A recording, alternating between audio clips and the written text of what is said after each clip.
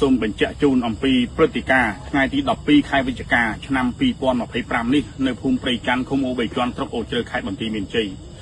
ព្រឹត្តិការណ៍នេះគឺយោធាសៀមជាអ្នកបង្កើតឡើងទាំងអស់ថ្ងៃមិញយោធាសៀមបានធ្វើការស្រែកជេរមកកាន់កងកម្លាំងកម្ពុជាដែលកងកម្លាំងកម្ពុជាគ្មានអាវុធក្នុងដៃយើងមិនតបតយើងអត់ធ្មត់លុះម៉ោងប្រមាណជា4រសៀលនេះយោធាសៀមបានធ្វើការបាញ់រះ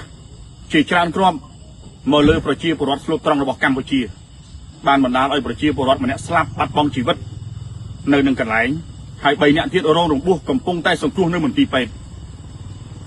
ហើយនៅវេលាម៉ោង5:54នាទីល្ងាចនេះថ្ងៃទី12ខែវិច្ឆិកាឆ្នាំ2025នេះយោធាសៀមបានធ្វើការបាញ់ម្ដងទៀតមកលើកងកម្លាំងកម្ពុជាចំនួន5គ្រាប់សម្ដៅមកកងកម្លាំងកម្ពុជាប៉ុន្តែមិនបណ្ដាលឲ្យកងកម្លាំងរបស់យើងរងរបួសនោះទេ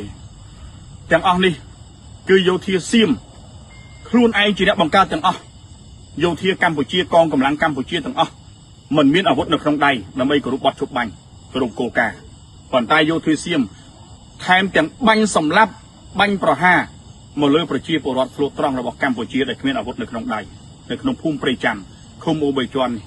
នេះជាហេតុការណ៍ដែលកើតឡើងសូមបញ្ជាក់ជូនបងប្អូនសាធារណជនបានជានិងអន្តរជាតិមេត្តាជ្រាប